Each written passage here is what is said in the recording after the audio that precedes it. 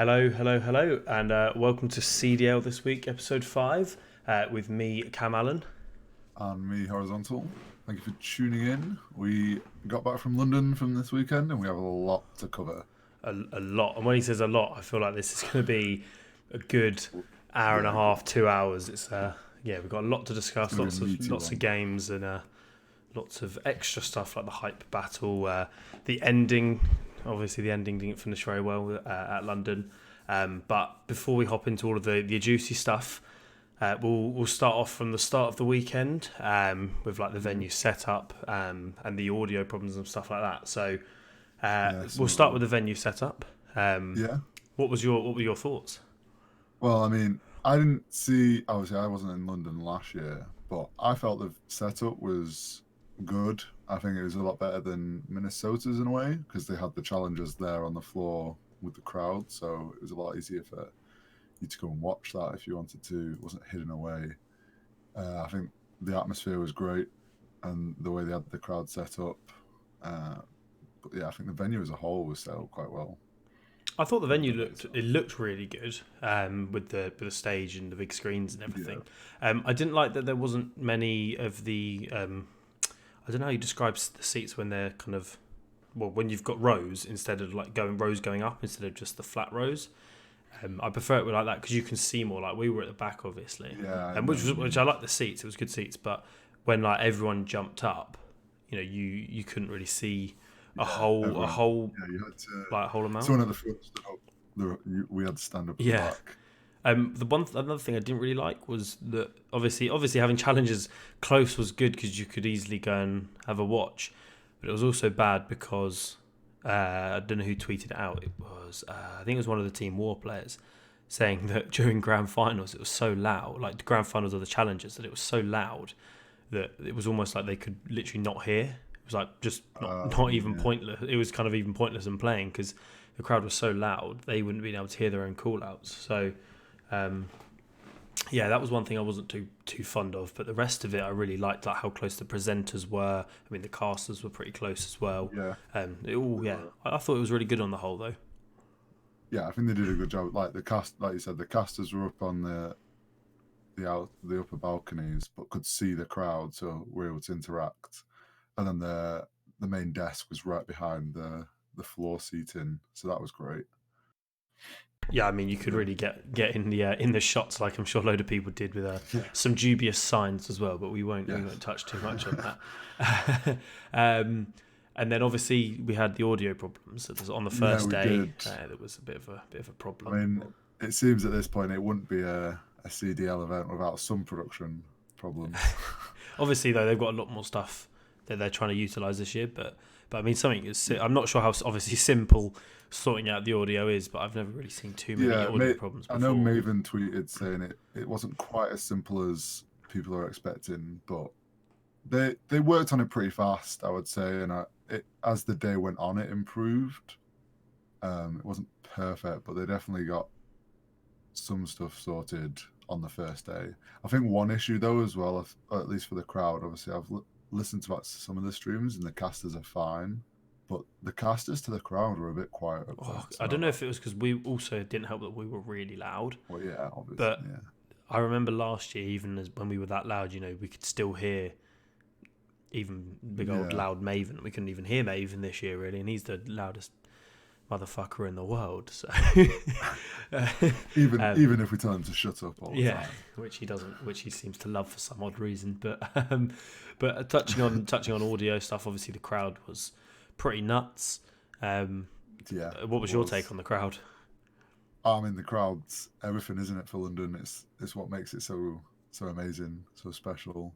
I think the crowd was great. Obviously, I know some people said on streams they couldn't quite hear the crowd, but the crowd was definitely loud, and I think we represented London well. I saw people putting on Twitter that they'd like muted the crowd Yeah, mics. I think if well, I don't know if there was just whatever mics they were using to pick up the crowd. They obviously turned down for a lot of the time. I don't know whether that might have even just been an audio problem. along with all the other ones. I mean, if they did turn it down on purpose, I'm not exactly surprised with some of the Yes, chants that were coming I out of was gonna some say. people. But we won't touch on what was being said. But- Some of the stuff was good, as I'm sure some of the crowd have seen on Twitter and even in the stream themselves. But so yeah, I don't know if the stream picked up on some of the nasty ones. I but mean, I know some of the pros have done interviews and stuff, and they were saying that they love the crowd and everything. So yeah, I've just seen a couple of girlfriends out there saying, touching on some stuff, not too happy, but yeah, they obviously don't understand British heritage and what we're Obviously like. not. So, but there was some improvements from Minnesota though. We got the better colours like we talked about last week. They've updated Codcaster a little bit and given us some better colours on the Codcaster and showing more stats, which I'm sure obviously we both love. yeah, I mean, everyone know we were with sort. I was saying in the crowd as soon as they had some of those stat stuff up on the screen, I was quite over elated. I was very, very happy. Yeah, that's one way of putting what you said. yeah. Yeah. There was definitely improvements after the first event, which is great to see. So I'm sure they'll keep improving as the season goes on. No, I'm sure they will as well. I mean, the fact that they've already switched up everything that people wanted them to after Minnesota means they are listening and trying to attend to the needs of the viewers and the people who are, people who are complaining, if you want to put it that way. But I don't know if we want to just hop straight into the matches. Should we kick it off and touch on the matches here? So obviously we had the two group stages, and then it went into semi-finals and finals. So should we go through order of games? So who was the first game? I can't remember. First game was New York and Paris. Yes. It was the only game New York won all weekend. Cool, it was as well, wasn't it? Yeah. Yeah, it was. Reverse swept and then 3-0'd in that first in that losers game. Yeah. So in that match, we'll kick off with the hard point. Obviously, this game finished to 3-0. For everyone that's listening, I'm sure most of you probably watched it and saw what happened. Accuracy was pretty dominant all series. I think, what did he have? What was his KD? I think he had a 1.4. 1.4 for the series, 78 kills over 3 maps. Not bad. 250 to 202 in the hard point to New York.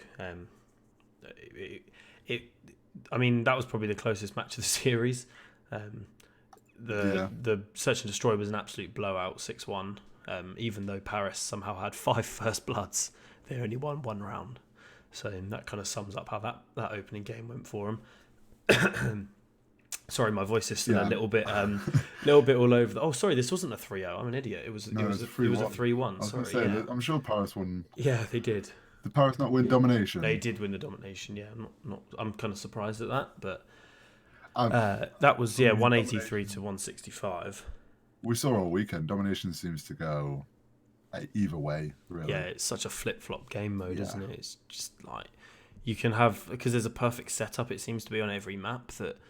As soon as you have that, it's so difficult for the other team to come and take over unless it's towards at the end of the half, and then it kind of resets, obviously. But I'm not a fan of domination. I found myself in the arena kind of not paying attention to it quite a lot of the time. Yeah, it's a tough one because it's like there comes a certain point where it's like, well, one team's already won.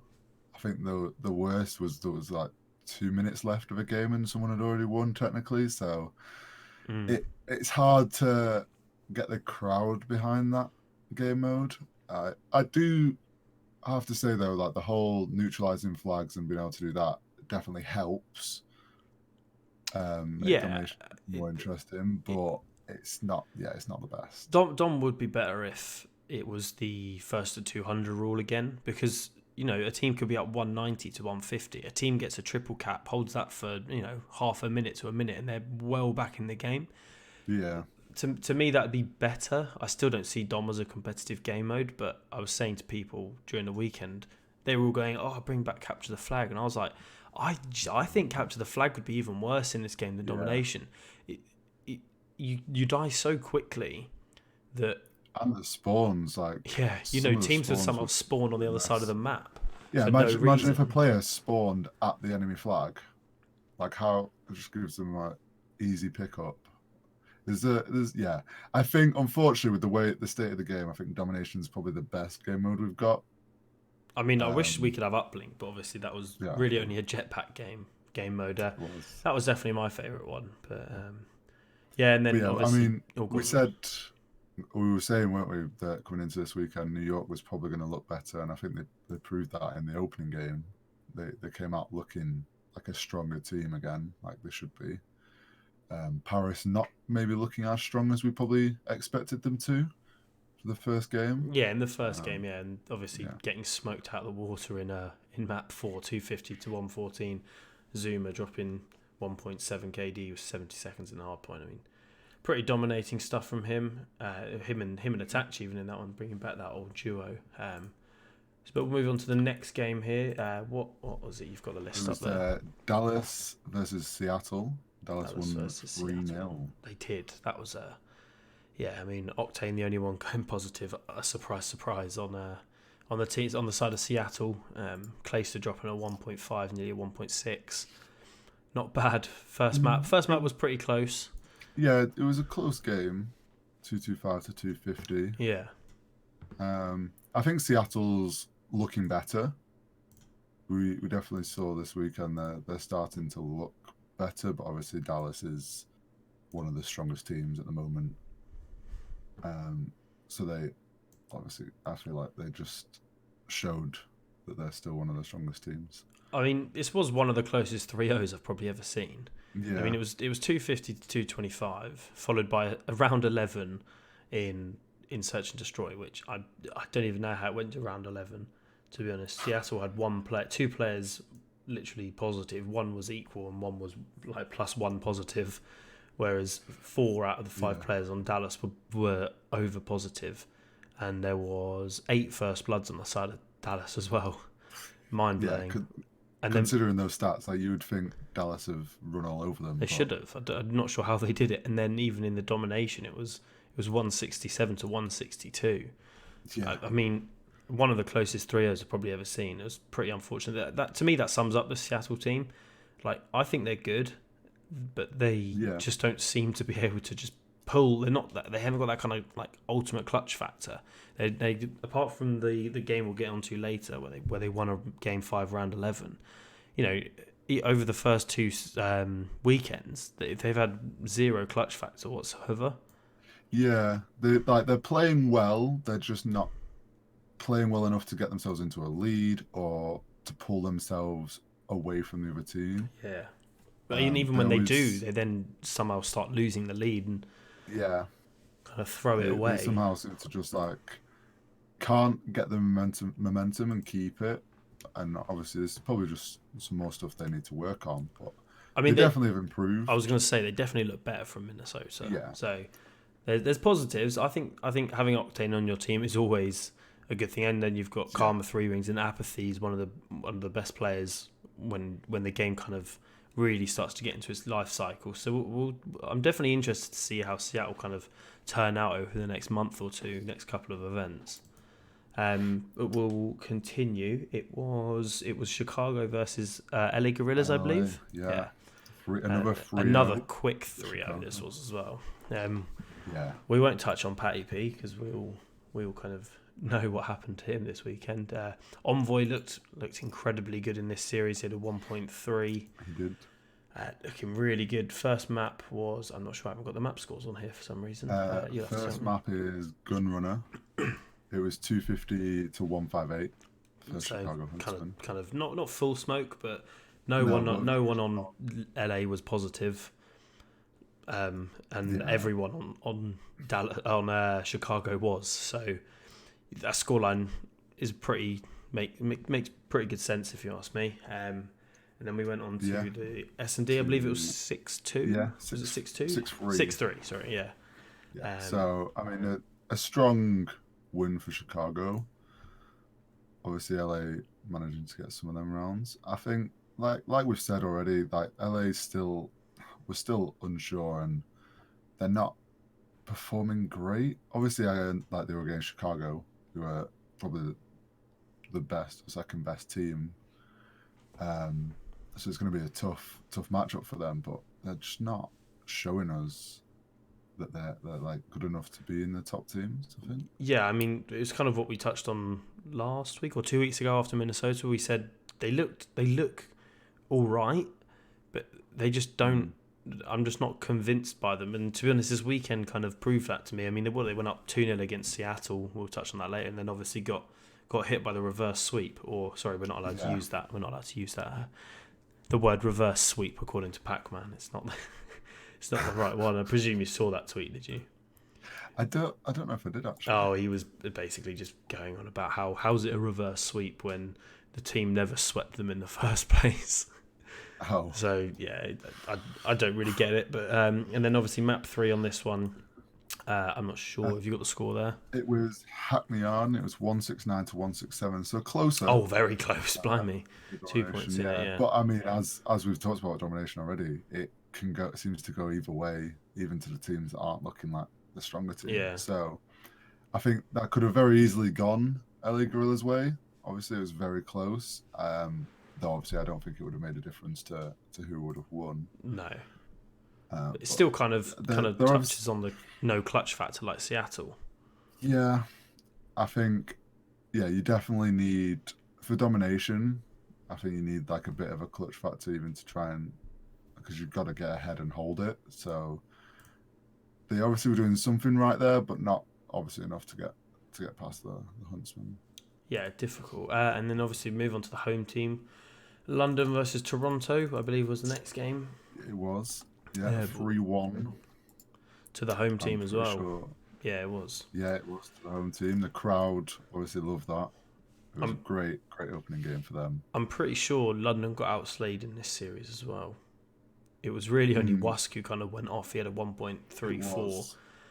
Scraps had a 1 KD, and then everyone else was negative. I mean, Dylan had a 0.68 or a 0.69, which is so unlike him.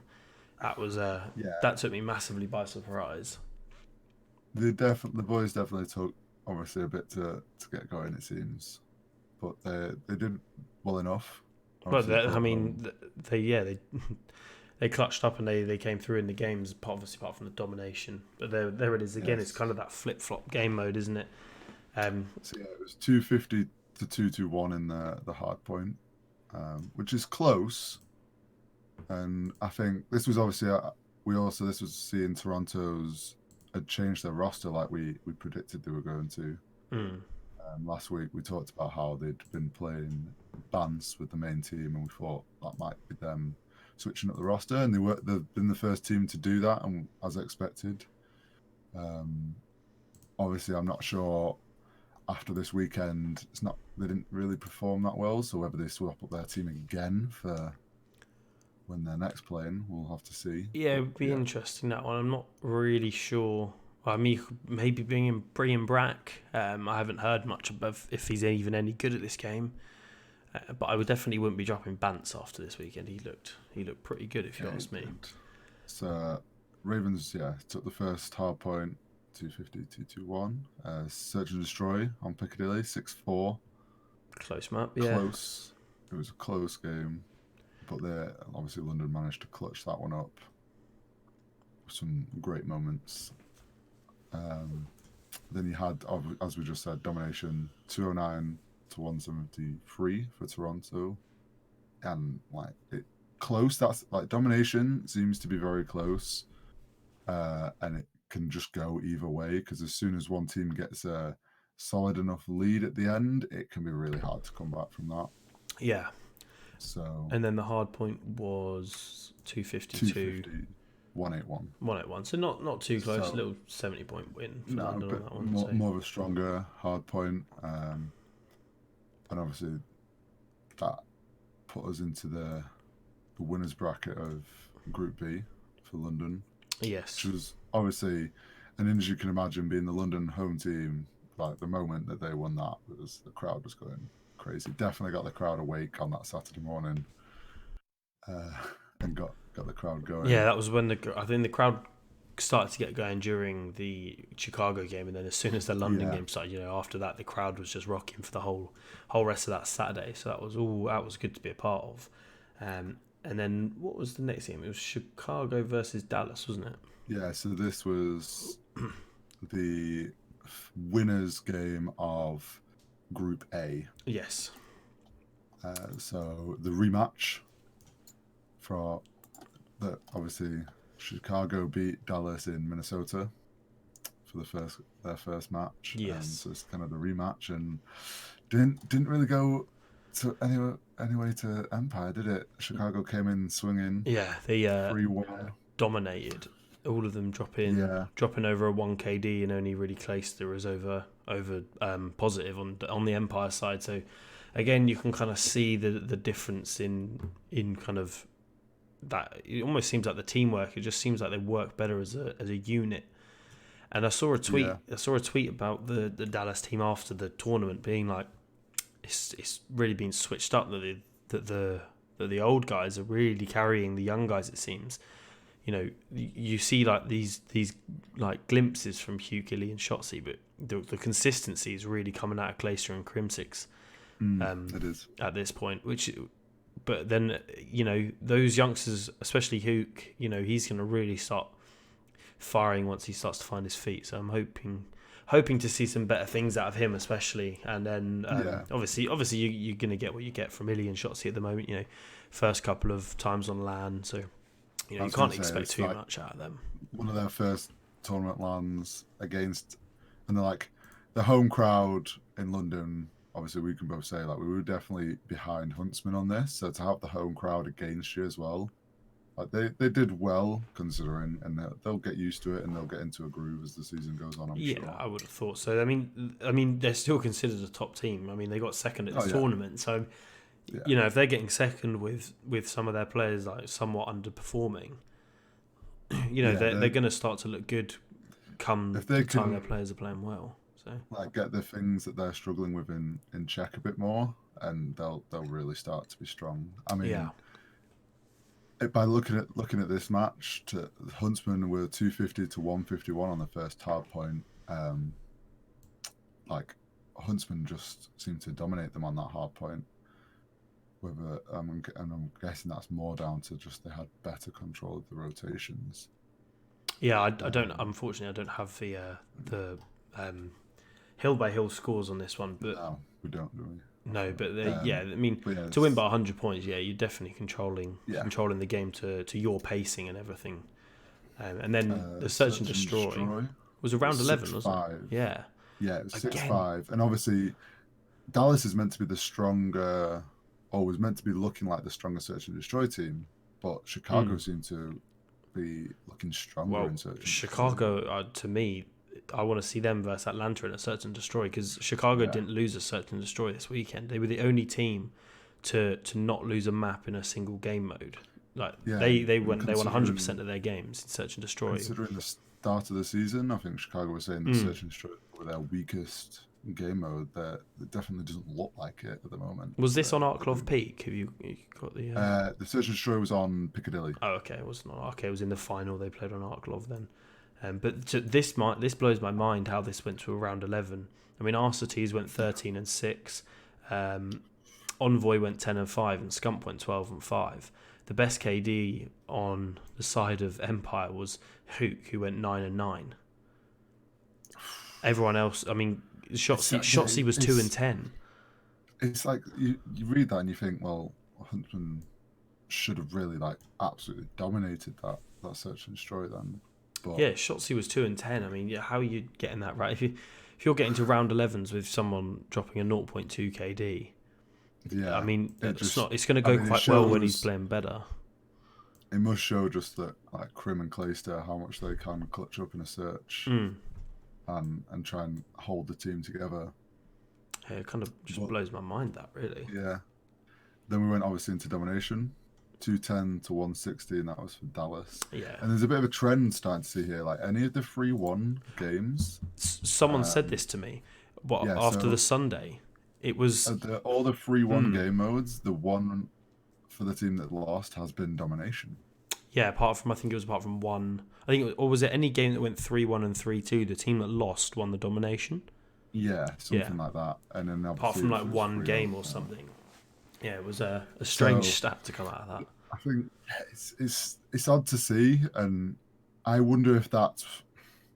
It's so, obviously we've talked about how it can really go either way, but I wonder if some of the teams that are winning, are obviously focusing a lot more time onto hardpoint and search and destroy, and maybe less time onto dominations. That's why it's going I either just, way. I just think it's that swing game mode. It's Like just yeah, so random. I mean, obviously that there's a bit of consistency in a way there that the team that lost the series always won the domination. Well, obviously yeah. I over think when it was 3-1, but it's so strange to me that is that inconsistent of a game mode.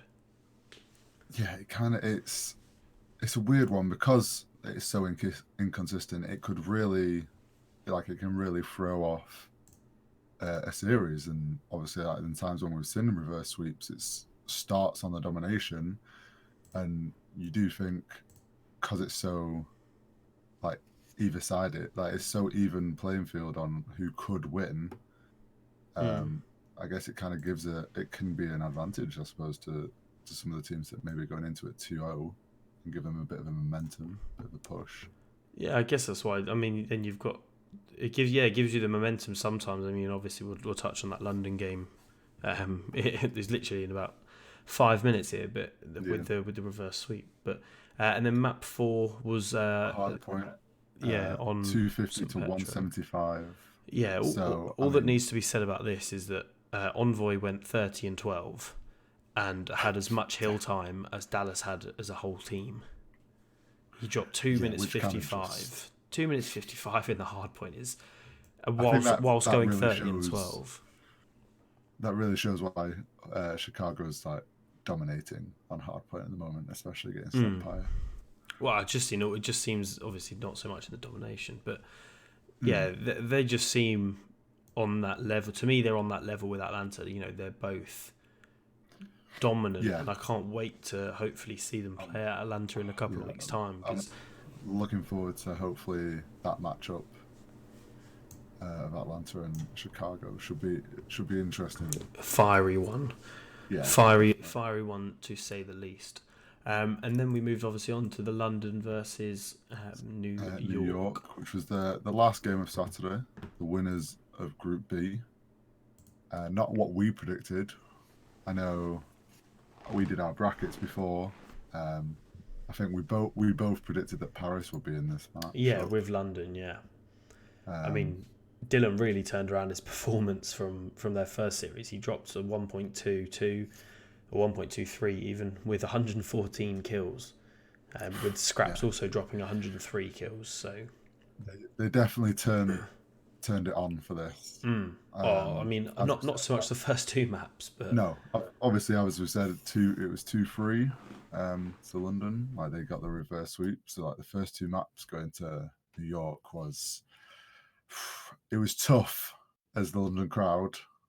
It was definitely a bit worrying. yeah, The first hard point on Ramaza was 250 to 187, which is close, but not as close as we probably would like it to be. yeah. I never really class them like hard points as close unless, but I feel like if both teams get over 200, then it's kind of close. Yeah, But yeah, I don't really see that as too close. It always looked from obviously watching it, it looked like New York had like the advantage the whole time. They just looked in control. It just never looked yeah. like London were really going to come back. I mean, accuracy. He only had 30 engagements, but had 152 seconds in the hard point. To me, that kind of just shows you that London were just struggling to get through and struggling to break through New Yeah, York's setups. I think London had a couple of strong holds, but then if New York got in there and held strong, like London just couldn't seem to break it. And obviously they were just rotating quicker and holding more of these hills. And if New York got on the hill, then London just seemed to really struggle to break in and break that. Yeah, Whether that was just they weren't warmed up enough, I, we don't know. Could I have don't been the know. map.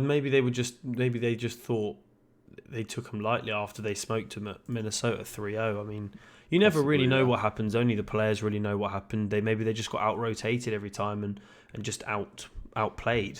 You know, Yeah. we don't really know the kind of deep ins and outs of it all. But and then the S&D, I believe it was 6-5. It was It was 6-5. around Yeah, 11. we had a lot of round 11s this weekend. I mean, Did a lot of round uh, 11s. everyone's search and destroys seems to be looking better anyway, and much like a lot of round 11s, as you said. But yeah, New York took it 6-5, which was obviously a shame. But I feel like London looked strong. They just couldn't quite finish that one out. It was on. Was it on Piccadilly? St. No, It St. was on St. Petro. Petrograd. Yeah. Yeah, well, I don't actually remember too much about that game. So I don't feel like I can touch on I that know too there much. was Wuskin got a few good snipes, and there was a few clutch moments, but they just at the end of it they couldn't. I think they just couldn't get into the plants. Like New Oh York could yeah, hold a bomb position just that bit better. yeah. Those. Especially If you on plant on St. Petro, if you get the bomb down, it's so difficult yeah to retake either of those bomb sites. You have to, especially if you're in like a 1v2. Like, good luck clutching that, especially as a pro. It's yeah it's difficult in my difficult. opinion. And And then obviously yeah, moving on to the domination. yeah When the comeback started. it What was the is score on that 202 one? to 152 for London Oh, on smoked him. Hackney 50 Yard. points, yeah. Yeah, the 50-point lead. I think if I remember correctly, it was fairly close for the first half. Then going into the second half, London managed to just hold I think it was A and B. They were able to hold and neutralize at the same time. So they did a really good job, I think, domination. Yeah, I wish we had some stats for neutralising. I saw Zed tweeting about Yeah, it. It'd be really good to see kind of how well teams are doing with the neutralising of the flags and stuff. Because I think Zed was complaining about his card from Lineman or something that yeah, he because had like such minimal domination objective stats when he was saying I was literally neutralising flags like every minute. yeah, so neutralizing a flag doesn't give you a point in objective, which Mm. is a bit odd. Like I would like to see them just include it as an objective point because then you'd be able to see who's obviously neutralizing the most flags and putting in a lot of that work to kind of stop the other team's points. Yeah, Yeah, I'd like to see. I mean, there's definitely a potential with the new update because I've seen that they're going to be adding player numbers on the mini map. So yeah, if we really wanted to go in depth, we could find out who was neutralising flags at each time. But I mean, that could be but yeah, something to look obviously into. London But that got would be that, pretty tough. which then kind of just I think the crowd at that moment, obviously we were going into that 2-0 and London finally wins. I think the crowd then really got behind London, which definitely must have helped the team feel a bit more confident going into the next hard point. Definitely, I think so. We're on Hackney Yard and it was a 250 to 135. So they really just Smoked them. Yeah, they smoked them. It was definitely a different London coming into this hard point than it was on the first map. Yes, definitely. I mean, they just looked like they had the fuel behind them after winning that domination. You kind of knew that they sensed that reverse sweep was there for the taking, and I mean they pulled it off going into that map 5. It was another round 11, wasn't it? Not quite. It Was it 6-4. not? I was 6-4. I think it got to 4-4. It was a very close, like search and destroy. I think if I remember correctly, it got to 4-4, and then London just managed to take the last 2 rounds. Yes. Both Dylan and Scraps going 15-7. Yeah, yeah. The guys on London really pulled it together on that, and I think the crowd as well. I don't know how loud it was on stream, but I know we were getting extremely loud like every time they were winning a round because it's that one step closer to the reverse sweep. Yeah. And I think New York definitely must have been feeling the pressure, and maybe it got to them a bit. and got into the heads. I And think so. The momentum was with London. The crowd was behind mm, London, and you could definitely sense that New York were nervous about it. Obviously, with the crowd, I wonder if they were thinking like, "Shit, we're gonna get a lot of abuse if we lose this." And to be honest, they did. The yeah, crowd was firing off at them, which was very um, fun to be a part of. I will say, like I remember when end that last round. I think it was Wuskin was on top of crates, and he jumped over and got one in water, and then turned around and managed to get the I don't know who it was, but the other guy on crates, and the crowd just went Yeah, mental. yeah. I mean, I'm kind of not getting my words out here, but it was fun to be a part of, especially just being a part of that crowd for the reverse sweep. So Yeah, uh, but yeah, London really came out strong there in the second mm. half of that. and then obviously that wrapped up the Saturday. Um, Yeah, that was the end of the Saturday. moving into the Game Sunday, one of the Sunday was Seattle versus LAG. So this was the losers game of Group A. yes, it was. Um, Obviously, we both missed the first map. Got yeah, there a little we bit did. late, but so I can't We really were a touch little on it bit too late to the much. venue, but that was just because we were trying to get the stats out. Yes, Um, I believe it was like and two obviously, fifty to 220. yeah, 250 to 210 for 210. LA Gorillas on St. Petrograd. Oh, awful Um, hard point map. Obviously, this kind of leans into what we were saying about LA Gorillas. We're still like they obviously looked good enough here, um, and beat Seattle, but they weren't looking very good on the day before. It seems like it was a close game though, for it to be 250 to 210. I don't Yeah, I know. mean, I've got the stats here. Yeah, Who kind of went off really? I don't even have the names because I'm that lazy. Obviously, Octane 30 and 21, unsurprising. No one else really helping him out. And again, that was kind of the moral of the story really with Seattle. Just yeah. he seemed to be getting no help. Who went off on It the side definitely of LA? seems Seattle might start to have a better time with the hard points and even dominations if there was a bit more backing behind Octane for objectives. Seems like he is the man carrying the objectives, and hopefully the rest of the team can kind of get into a better position with helping him out in like hard points and dominations, and Mm. we might see a better Seattle in the future. Yeah, I mean, I was just going to pull up that tweet I put out from Yeah, yesterday. It was, hold on, sorry. I'm not going to find it. It was something. Oh, where is it? Oh, here we go. So Octane has played 9 hardpoint maps this season. He averages 101.44 seconds in the hill per map, which is the first in the whole season so far. I think Denz is like second with 88 seconds, so you can see the difference between him and everyone else. He also has a 1.29 KD in hardpoint, which is fifth overall, and 3 of the players above him haven't competed at a proper tournament yet. So it was Simp, Celium, and GodRx. The only other player ahead of him is Waskins, which is mental, and Denz is actually on yeah, 1.29 as well. But then he also averages 29.33 kills per map, which is tied for 6th in the whole league so far. And to me, that is mental.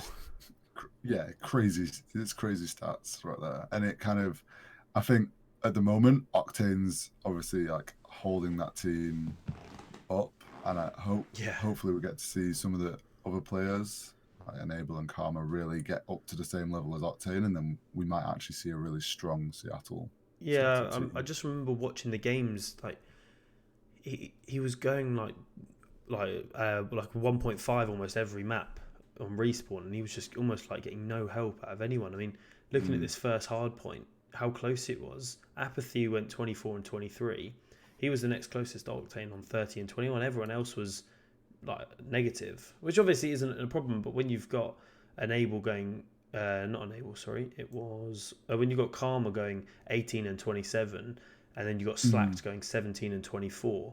You know, even if they were going somewhere near even, maybe like a 0.9, they got far more of a chance because they're getting those extra couple of kills on rotation, or getting the extra couple Yeah. of kills in the hill. It just doesn't seem like he's getting enough help out of his teammates, and I know it'll Especially come. for Go on. how close that game was, and considering that Octane's done pretty much most of the work there, like it doesn't seem like it'll take much for them to actually be dominant in hardpoint if the other guys were just, like you said, getting those few extra kills here and there and protecting maybe Octane on the hill more, or getting those rotations better. And it might have gone a lot more in Seattle's way. Yeah, that's what I mean. They are a good team. Like, I'll say it till the fucking cows come home. They're a good team. They've got some world-class veteran players on there. Yeah, they just need to kind of work better as a team, and I think they will do eventually. But it's a bit of a process with this team. I think second weekend, exactly. First proper weekend of the season. We've seen an improvement in between one tournament. So hopefully, as the season goes on, we'll really start to. Hopefully, they'll start to find their groove. Definitely. They're moving into the S&D. Another round 11 already. Yeah, 6-5 to LA. Yeah, another failure on the part of Seattle. I mean, at this point, I was really starting to think, LA. Imagine if LA won this, and Seattle then lost. Like, they'd lost 4 of their 4 series so far this season. It was mental. And that it would have been a crazy thing, considering like what we've just said. Like, Seattle's a good team. You wouldn't expect them to have lost all 4 of their games. But yeah, round 11, close game. It was on Arklov Peak. LA just managed to clinch that win and take it off Seattle. Yeah, I mean, Aqua looked really good. In the hard point, he went 30-23, S&D 12-7, 3 first bloods as well. Really looking dominant on that part. Did I presume Aches didn't go on a donut in? He went 6-8. He went 17-23 in the hard point as well. That's quite good. But yeah, we'll touch on Aches when it comes to map 4. But we'll hop into map 3 for now. Domination. This is when started to turn it around. Following the trend, the domination goes to Seattle. Yeah, strange one again. And the domination goes to the team that's losing, 193 to 175. So close, not super close like we've seen some of them, but close. A close domination. I mean, for domination, that seems pretty close. It's not often we get kind of, what was it, about 18, 20 point game that? Yeah, it's like 18. I think an 18-point gap, which is not a lot. Like you said, it's not for domination.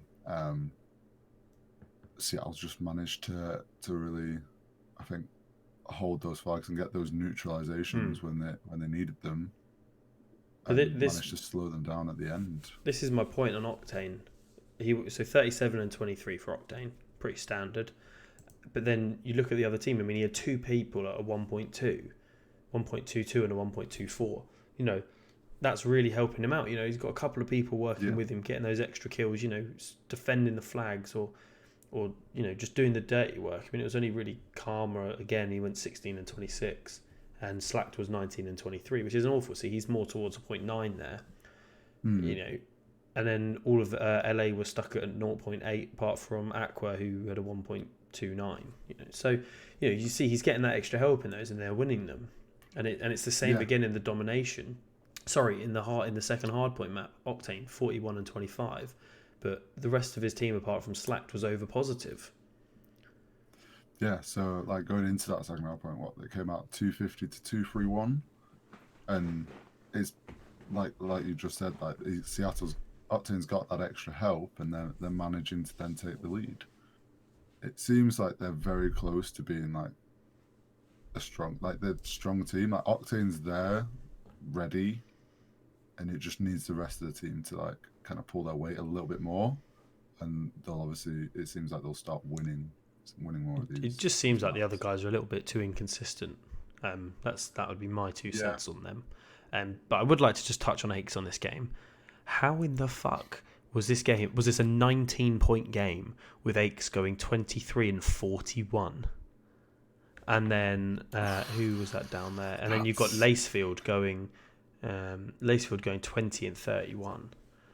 mind blowing how it was a 19-point game. You know, they must have just been getting those couple extra kills and rotation when it counted.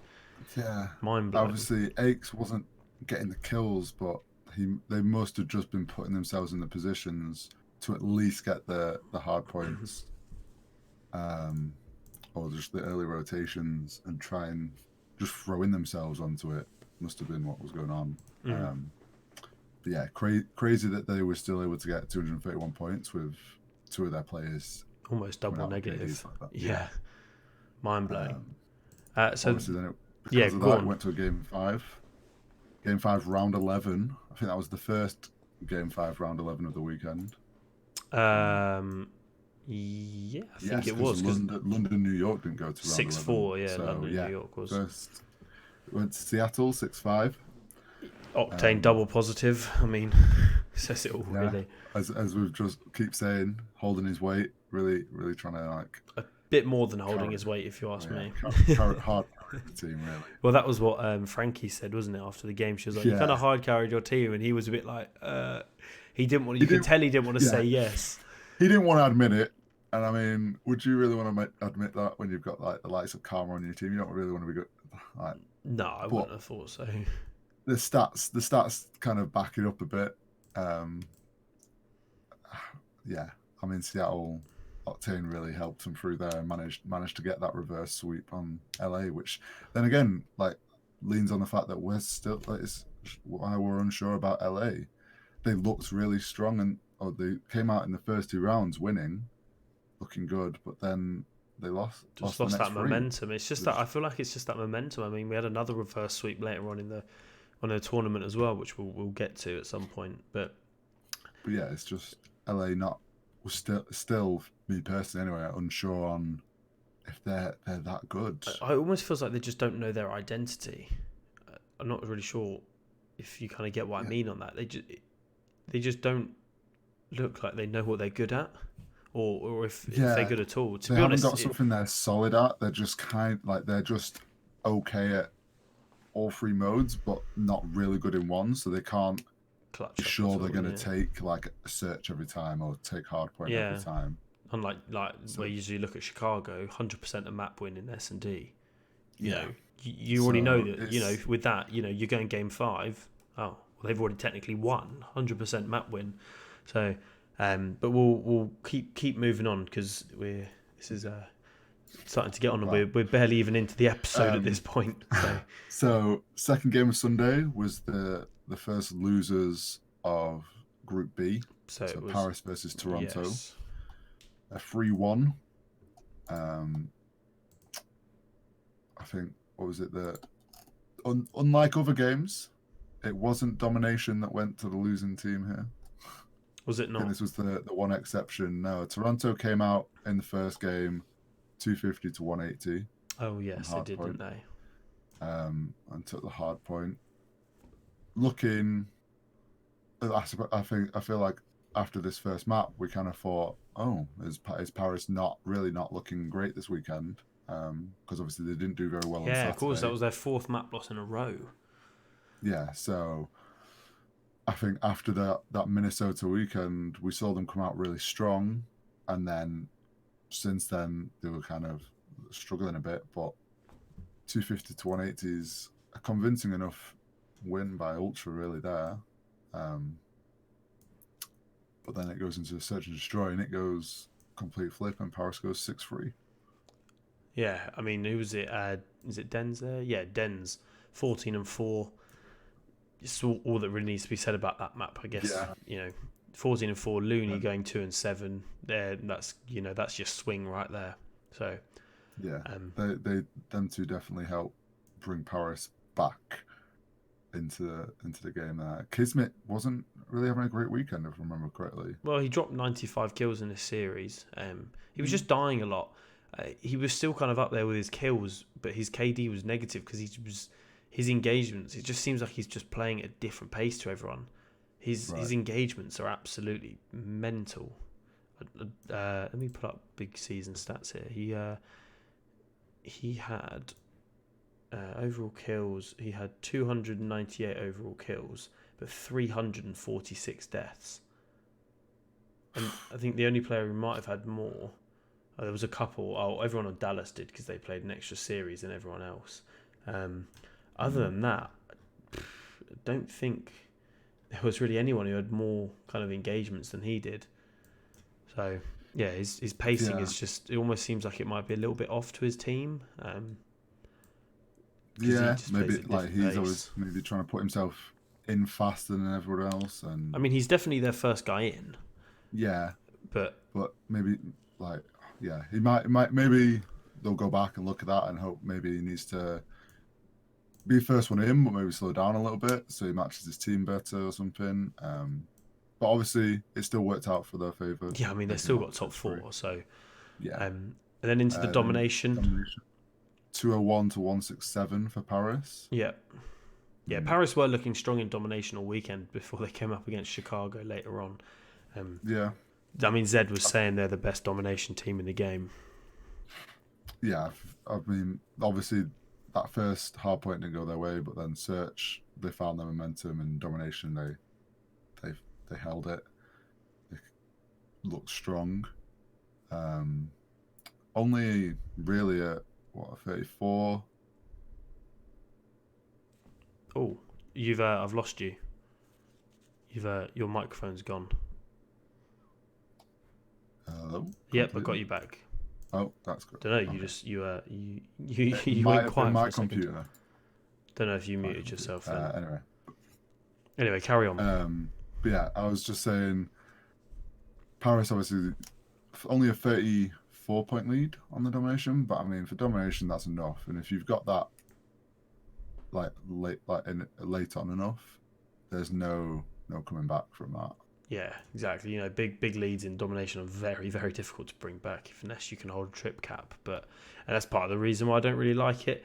But we'll move on to the favorite game mode in hardpoint. This was an absolute smoke fest if I remember correctly. Yeah, 250 to 108. Oh, I I think that's the think biggest win we've ever seen so far. I think this year. yeah, I think that we were saying in the crowd it was very close to the first 100 point club. yeah 100-point club. Paris was just rotating it, like holding the Just rotations, looked like they were a setting step up. ahead. They Ultra just couldn't find their footing at all. And I think the longer it went on, obviously it kind of started to fall apart more. Hmm. Because obviously they realised this is getting to a position where they can't win. I think this was one of the I don't know. It's just Paris dominating I mean, this. I'll tell you why it was so dominant. Classic. This is probably one of my favourite stats on the weekend. Classic went 12 and 30, so he had a 0.4 KD. Do you want to guess how much hill time he had? I don't know, like 1 second. 0. Oh, I was close. You were very close. Yeah, but so Yeah, zero seconds in he the hill. definitely didn't have a good hard point there. Then, yeah, I mean, if you've got there's one thing like having a bad KD, but if you've got the hill time to make up for it, Yeah. but yeah, Classic just clearly couldn't do anything that game. No, he looked strong in the other game modes, but yeah, that one he really let himself go on that one. But we'll Yeah. keep moving on here. On Um, to Chicago versus no.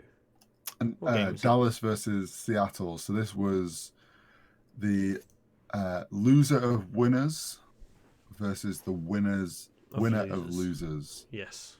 So 3-1 to Dallas. I'm Hmm. pretty sure.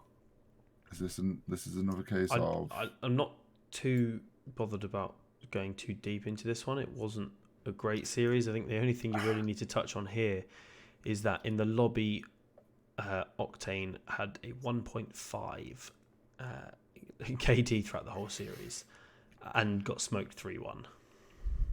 yeah. It's that same point again about this Seattle Yeah, team. it's just the same point about Seattle. Octane's there holding the team up, but he hasn't got the backup. I mean, Hardpoint went 250 to 185. So pretty convincing victory by Dallas. 6-2 in Search and Destroy. Seattle just couldn't do anything in Search and Destroy really against Dallas.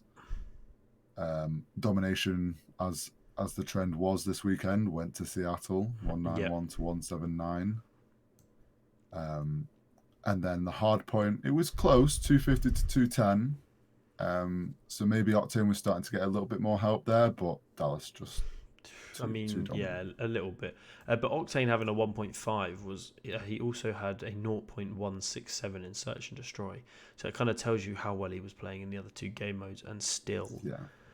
just couldn't really just get any help from his teammates in those two hard points. It's a shame, but we will move on to, it would have been To New York this is versus the Paris. loser of winners versus winners of losers. So yeah, New York versus Paris. Yes. So New York coming off, this is them the day after they got reverse swept by London. Yeah, and after beating Paris as well. And beating Paris earlier, and now on to rematch them again. So Paris obviously coming into this wanting to beat New York, and obviously New York, sorry, trying to hopefully coming into the day regained from being reverse swept. Yeah, I mean, they won this 3-0, pretty convincing. Yeah. Dens just carried the team. 250 to 231 on the hard point. So a close hard point to start things off. But I think the crowd was still against New York at this point. Obviously, like we were there and we experienced it. And I think Paris taking that first hard point, that was just then New York, I think, were broken really, because then they went 6-0 in Search and Destroy. Yeah. And then Domination was 170, 162, which is very close. Yeah, only 8 points in that. Only 8 points in it. But yeah, Paris just looked so much stronger, and New York just obviously couldn't. Whether it was a mental thing from the day before, still like maybe hadn't quite mentally recovered from that loss, or just Paris obviously as well looking stronger. Paris are a really good team. I think that loss to New York, they just came out the block slow and then realised, yeah, okay, we actually need to play better, and they did. I think also don't forget this was the first game of the day for New York, and Paris had already played. Yeah, more warmed up, I guess. Yeah, so a bit got that argument that Paris was warmed up. And then we had Chicago versus it was London. Yeah, versus, London versus Dallas. Yeah, so London we had the versus first semi-finals. So we had the winner of Group B versus the second place of Group A. So London versus Dallas. It was a tough match. Obviously 3-2. Yeah, another reverse sweep. 3-2 to Dallas. A reverse sweep, unfortunately, for London. It went. So the first hard point was 250 to 242, so a very close hard point. So not the most convincing win really for London. Like, it was a very close win. Yeah, I remember them. It was a very nerve-wracking game, that. But I mean, considering Dallas is one of the top three teams, I think London really proving that they're a strong team there to be competing this strongly against Dallas. I don't know what the stats were. For the first one. Waskins obviously 1.68, 1.67 rated, and Scraps just over positive. Clayster and that is, who is that? Clayster and Illy were the over positive on Dallas, so it was pretty split. London did outslay them slightly, it looks like. Actually, probably a bit more than slightly, so they probably should have won that a little bit more convincingly. But it was a nerve-wracking game. London pulled that one out of the bag, and then obviously pulled the S&D out 6-5, I believe it was. Yeah, 6-5. So again, another close game, but to beat, like we said, Dallas is at the start of the season was meant to be one of the strongest teams in S&D, and some other teams proving that they're just as strong. I think to go 6-5 was great by London. Scraps going 11-6 was obviously the standout one there, and then Hook having 23 engagements in Search and Destroy was a nice stat out of that one. I liked 3 first bloods. He was first blooded 3 times. Yeah, he was really getting involved in the action. And then obviously this is where the demise of London started on the domination. Yeah, so the domination went 211 to 162 for Dallas. And I mean, at this point, I'd probably say, even as a fan in the crowd, and I think for most people probably thought, oh, well, so far the trend has been the losing team gets the That's domination, but then exactly what I thought. it's wrapped up in the hard point. But Dallas got the domination. I mean, 40, no, It was a 40, just under 50 point. 49. Yeah, 49-point lead. So a convincing lead. I think London just couldn't, in the second half of it, couldn't break any setup. No, I mean, you look at the stats. Dallas had everyone over positive, and London had 2 players under double negative. Dillon 15 and 33, Scraps 15 and 31. Waskin at a 1.43. You know, it's all you got. Dallas held their positions, and I think London really struggled to. They lost their footing and then really struggled to get back into the game. Yeah, Dallas really locked it down on that one. And I think going into the hard point, Dallas won 250 to 195. I think this is the point where you saw that Dallas is really, that even though they were 2-0 down, they'd kept their cool and really started to show. You could really see that they had the momentum because they weren't trying to get up and mock the crowd after the games. You know, you could just see they were just so focused on trying to win, which kind of tells me the difference between them and like New York. Obviously, Temp trying to rile up the crowd and stuff, and probably thought, oh, we've got this in the bag. Whereas doing it the other way round with Dallas, it was like, we're going to win this. We're going to prove this crowd wrong. And that's what they did. I mean, you then go into the map 5, and it was another round 11. As close as you can go. 6-5. It was, I think, for us as fans of London team and just the crowd and the home crowd, like, it was a tough match and tough moment to watch Dallas take that. Yeah. Obviously, we were 2 rounds up, and then to lose it is it's heartbreaking. It's tough for the players. But I think the fact that London was able to compete against Dallas so closely shows that London is one of the top teams. 100%, 100%. So strong. I mean, this was really just the Glacier show. 12-5 really just carried the whole lobby. Really carried the whole game. Looked strong. But yeah, we'll keep moving on. Obviously, onto the second to last game, the penultimate game. It was Paris versus Chicago. Yeah, 3-2 to Chicago. Probably a closer game than you might expect, really. Yeah, which to me really sums up that Paris are a top 5 team, in my opinion. Obviously, you haven't really seen much out of the other 4 teams that didn't attend this event, but Paris looked good.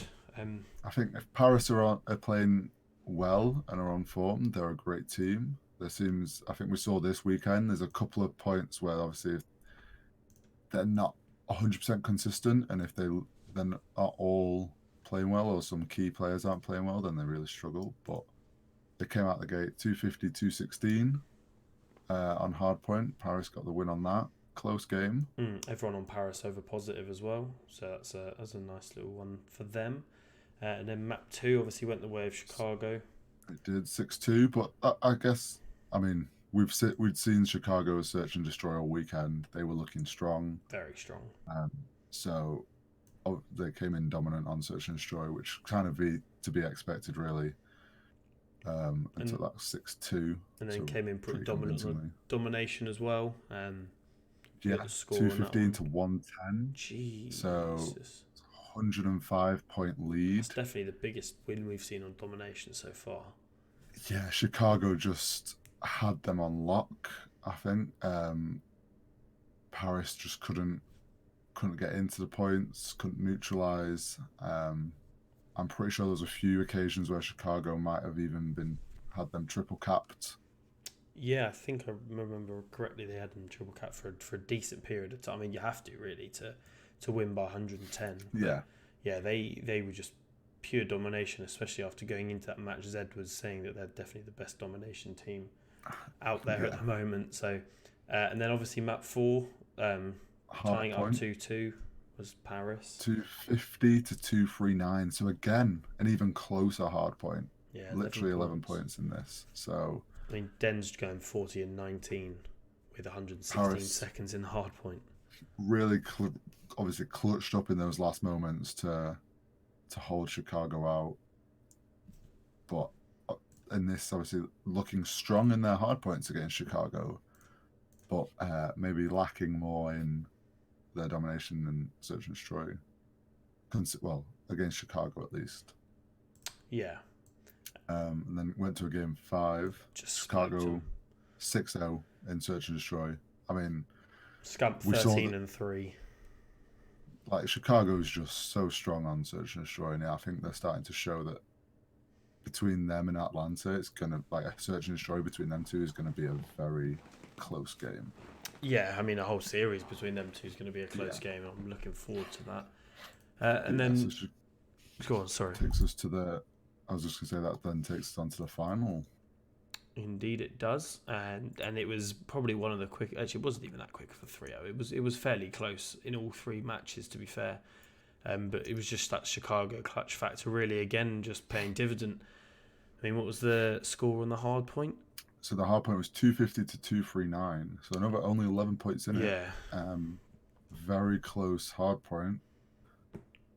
Not much to touch on that one, really. Chicago had a bit of a lead at the beginning, if I remember correctly, but then Dallas managed to close that gap, and it was a very close game right up to the last second. Mm-hmm. Yeah, I mean, only 11 points in it's pretty Yeah. good map right there. And then I believe it was another round 11 in search and destroy. 6-5. I mean, the biggest swing of that game was the gunless 1v3. He obviously pushed the window on St. Petra on the B bomb site, killed the first guy. Crimsix hops off the bomb and then starts defusing. And as gunless drops down off the cliff, he then tries to jump back up again and misses it twice, gets up the third time. And at that point, I think Clayster thought he was rotating round to the door to obviously try and get Crim off the bomb. And if you watch it, Clayster sprints and gets caught sprinting at the window, ready to pre-aim for Gunless to come through the door. And then Gunless pops up, shoots him in the side, slides onto the bomb and kills Crim with, I think it was about 0.1 of a second left of the bomb to be defused. If you look at the ticker of the bomb being defused, it is literally full. Like, you can't see the colour. It was, definitely the biggest clutch of the weekend. Yeah, definitely. And I think that it's those moments and that Chicago can pull them off that why they took that search and destroy. Mm-hmm. Yeah, I mean, that was a swing round really right there. Yeah, really like took the momentum off of Dallas and went more Chicago's way, and they went into domination, and it was 193 to 156. Yeah, just kind of convincing really there. And was it Gunless? Arcites going 28 and 17. Just and that's now we've had every matchup of Chicago and Dallas has lost. 3-1, 3-1, 3-0. So it's a 9-2 map count at the moment to Chicago. Yeah, Chicago just showing the dominance really. Definitely looking like the dominant team over Dallas. A quick end, and then obviously, but I Dallas, mean, obviously Dallas is strong, but just Chicago looking that bit better. But then talking of quick endings, obviously we massively ran over time at the event. Had to end it nice and early, no trophy. I mean, literally the game finished. The guys got up, like, fist bumped, and then the announcer guy went, "Yeah, you all need to fuck off," basically. And we were all a bit like, "Oh." Yeah, so I'd already had to leave at this point because I had to get back across London before the end trains because we were like 3 hours over schedule or something. Yeah. It was way over schedule, and Maven addressed it on Twitter, I know, quickly afterwards, saying that there was a hard stop on the venue and they were run over, and they were told basically they have to get everyone out as quick as. It's a shame that it ended that way, I think, especially for the first tournament of the season. The kind of hope for a bit more of a a celebration at the end. Yeah, especially for the Um, team as well. I mean, you've just played the yeah, 2 days of COD, and then you don't even get to celebrate with the fans. There's no trophy for you to lift. It just feels like, oh, we just did all of that for kind of nothing. Um, yeah. So like obviously they explained why it ended so fast. There hasn't really been any explanation if there's gonna be a trophy or not. I know Hex tweeted saying that no trophy. I'll have to buy my own then, yeah, I mean, I don't because blame him. obviously he loves his trophies. I would hope. It seems that trophies and stuff is on the home team maybe to organise, but I can't remember. I saw someone tweeted Yeah, that I saw the it's same tweet that it should be yeah. on the home team's organisation.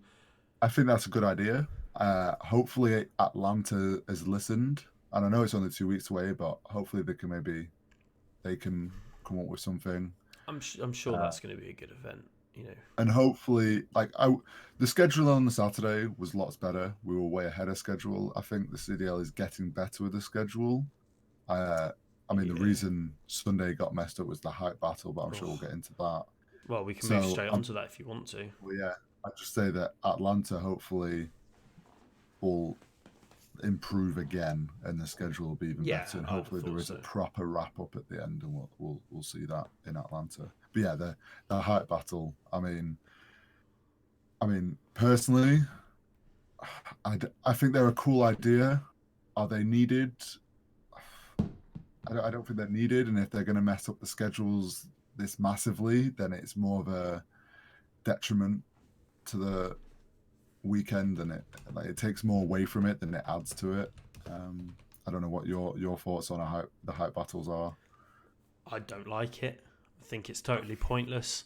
Crowd don't care for it. I mean, the only reason we got hyped about it is because we were just throwing shade at Censor. Yeah, I I was going don't. to say It's like not the needed. only thing that the crowd enjoyed was being given the opportunity to throw a bit of shade at Sensor. Um, yeah, it's. I think that one of the casters did tweet that it took them longer to set up than anticipated, which Yeah, that like was okay, that's a production issue. Yes, it could be fixed, no. but then you had the problem of Mad Cat There we go. Yeah, was one of the players chosen to play in the hype battle, but then was in the final of his challengers game, yeah. Well, which yeah. would Losers final went game loses. five, Yeah, round 11. You know, it's it's just like that just then added on to the extension, and it's kind of like I feel like in situations like that, they would we as the crowd got very bored and we were all waiting. There was some weird thing with a t-shirt challenge happening on stage. I don't know if that was shown on stream. Um, I feel that someone should have made a decision in that moment of, okay, the hype battle is taking longer to get set up. Why don't we just have the next match, which would have been, I think it was Seattle versus, no, it was the New York versus Paris game that was meant to happen, yeah, but that's what got delayed. If they just played that and used that as a way to kill the time, and it wouldn't get them as far behind. yeah. Um, I I think, just don't think it was needed. Like I would have. I mean, I would have rather have seen the open bracket or the challengers final instead of the hype battle. Obviously, looking yeah, back on it, it could have taken a bit longer. Obviously, then we would have been further behind schedule. But in the future, I would much rather see a challengers final put on stream than watching yeah. some fucking substitutes go up against each other against two pointless celebrities. And there's also the question of in Minnesota. Obviously, I understand that the hype battle was cancelled for other reasons then, um, and but why wasn't the a decision possibly for this time? Okay, if we wait for the challengers to finish, we'll have like why don't we just like this could be cancelled? Because I But mean, I guess because they were there and there was no reason for yeah, them to cancel it. But I'm really just I hope they don't continue doing it because to me it's just like I've just got to I then sit think through something the that I'm not hype battles are interested in. fine if they're timed like if it doesn't mess the schedule up. Like there could have Yes. been better production decisions made to make it work on the Sunday.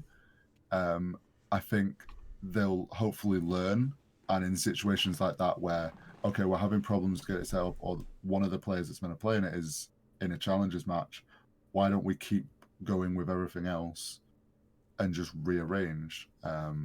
But yeah, as we've said, it doesn't feel like it adds anything to the weekend, and I can understand the concept, and they're trying to get kind of celebrity names involved with the league, but the fans aren't that interested in that really. No, I don't blame them.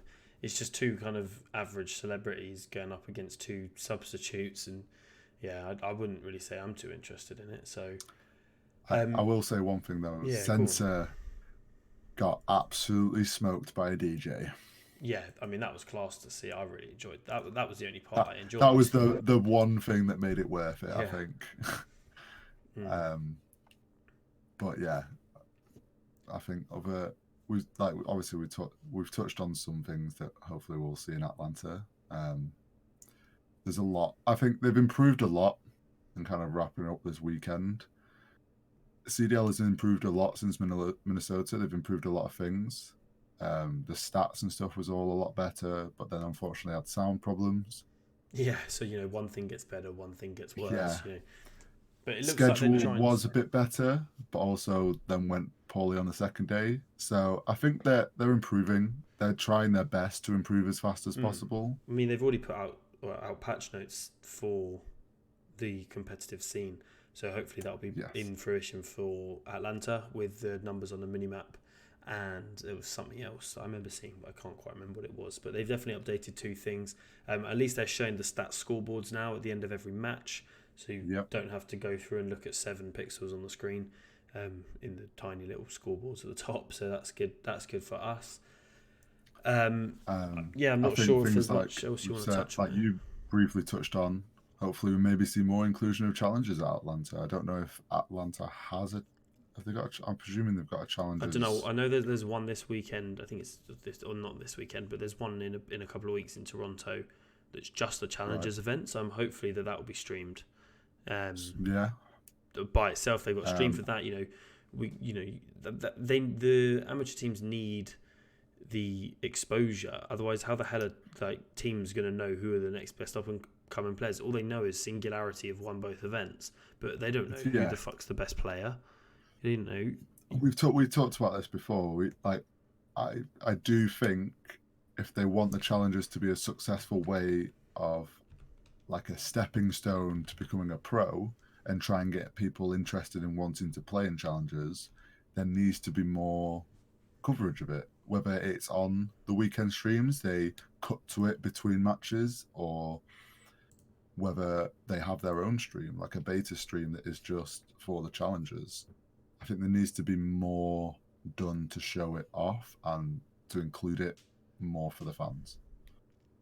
Yeah, I agree. I mean, people like watching challenges, but people do say like sometimes what's the point because it gets maybe 1,000 viewers maximum, and is it worth the production value?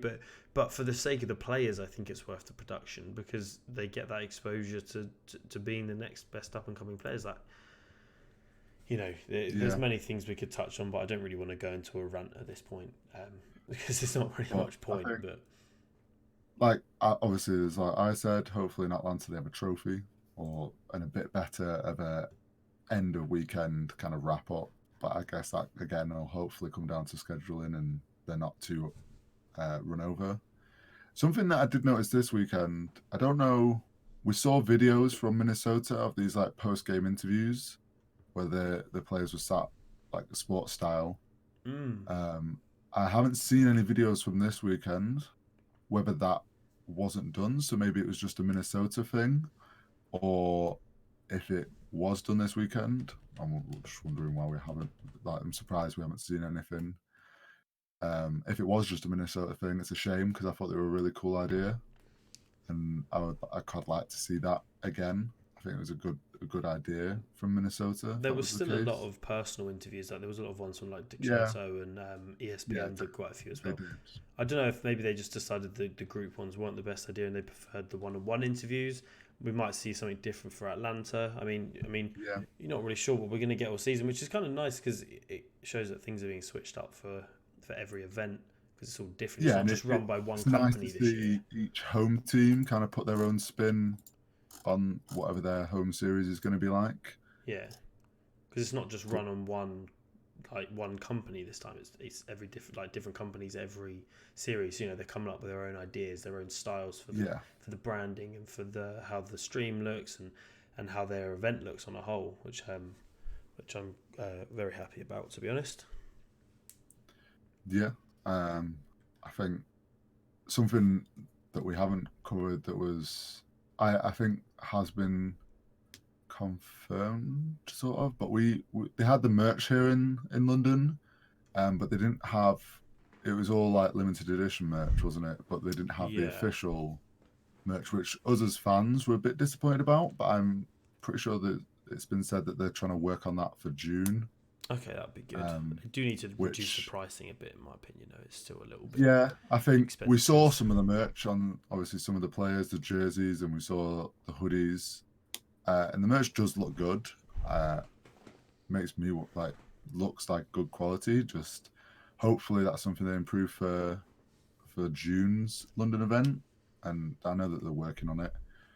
So like small things like that, that obviously they could improve on, and it's going to improve the fan experience. Yeah, I mean, I'd personally like to buy some more merch, but it just kind of didn't really seem feasible at the event. I don't even think I went and had a look at the merch stand. I was too busy being in the crowd, starting all the chants and having a good Yeah, time. losing our So voices. yeah, definitely losing the voices to a degree. Um, but we actually got through all that quite quickly. I'm not sure if looking at our little Well, yeah, hour and 20. yeah, not bad. So I mean, have you got anything else you want to touch on? If not, we can slowly start to Um, wrap it up. no, I think we've covered everything from the weekend. I think London did a great job for the first homestand. I think the crowd made the fans proud and represented London well. And I'm looking Yes. forward to Atlanta and see what Atlanta brings to Yeah, the table. so am I. So obviously we'll start to wrap things up here, or not start to wrap things up. We will wrap things up here. So thank you for everyone tuned in. Looking at the kind of numbers throughout the stream, we've had quite a few more people tuning in. So thank you for that. And we'll be back next Monday. Obviously this Tuesday today wasn't really feasible to do it yesterday. But yeah, we'll be back next Monday at 8 p.m. Obviously on this Twitch channel, and Yep. then if you have missed any of today's episode, it will be obviously over on YouTube, Spotify, Apple Podcasts. Yeah, Yeah. but So if you tuned in late today and you missed some of the live stream, it will be up later tonight on YouTube, CDL this week. So make sure you go and subscribe there. And it'll also be on all your audio platforms. So we've got Spotify and Apple Music, and then also we're now on Google Podcasts and a bunch of other podcast platforms, but they're the main three. So make sure you go follow there and leave a 5-star review. Might even start reading some of them out if you do yeah, at the end of the yeah, streams. and definitely try and bump it up. Give it a 5-star review. Try and get it pushed out to more people. We'd really appreciate that. But yeah, definitely go and drop us our Twitter account follow CDL this week, and then obviously you've got camallenn on Twitter and HZL_G on Twitter. Yeah. But yeah, that's where we're going to leave you guys. Thank you very much for tuning in this week, Thank and we you. will see you next time. Yeah, see you later, guys.